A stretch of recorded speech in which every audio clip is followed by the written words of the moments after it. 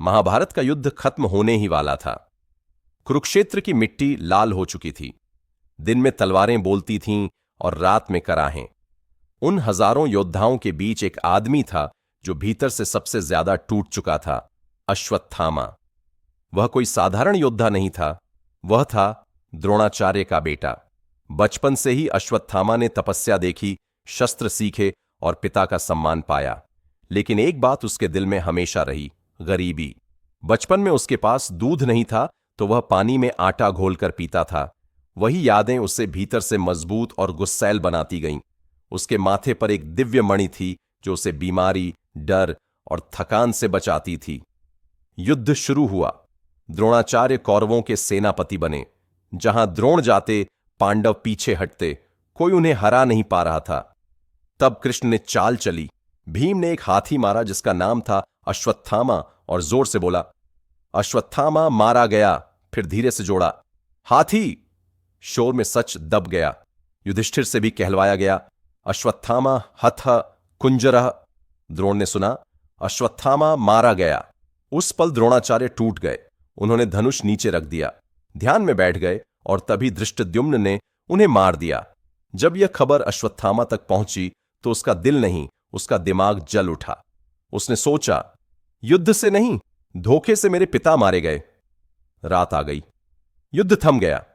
पांडव अपने शिविर में सो रहे थे, थके हुए, निश्चिंत। अश्वत्थामा बाहर खड़ा था। उसके साथ थे कृपाचार्य और कृतवर्मा, लेकिन वे भीतर जाने से डर रहे थे। अश्वत्थामा ने कहा, तुम रुको, आज मैं ही काफी हूं। वह अकेला अंदर गया। अंधेरा था, सोए हुए योद्धा थे। कोई युद्ध नहीं हुआ, कोई ललकार नहीं, बस बदले की आग। सुबह जब सूरज निकला, पूरा शिविर बदल चुका था। पांडवों के बेटे मारे जा चुके थे। अश्वत्थामा भाग रहा था। पांडव उसके पीछे थे। डर में अश्वत्थामा ने आखिरी हथियार निकाला, ब्रह्मास्त्र। यह ऐसा अस्त्र था जिसे चलाना आसान नहीं और वापस लेना उससे भी मुश्किल। उसने ब्रह्मास्त्र छोड़ा। अर्जुन ने भी जवाब में ब्रह्मास्त्र छोड़ा। आसमान कांपने लगा, हवा भारी हो गई, धरती थरथराने लगी। कृष्ण बीच में आए। उन्होंने कहा, दोनों अस्त्र वापस लो। अर्जुन ने ले लिया। अश्वत्थामा नहीं कर पाया। डर में उसने अस्त्र मोड़ दिया, अभिमन्यु के बेटे की ओर। वह बच्चा अभी मां के गर्भ में था। कृष्ण आगे बढ़े। उन्होंने बच्चे को बचा लिया। अब कृष्ण शांत नहीं थे। उन्होंने अश्वत्थामा से कहा, तुम योद्धा थे, पर अब तुमने मर्यादा छोड़ दी। उन्होंने उसके माथे से मणि निकाल ली। अश्वत्थामा चीख उठा।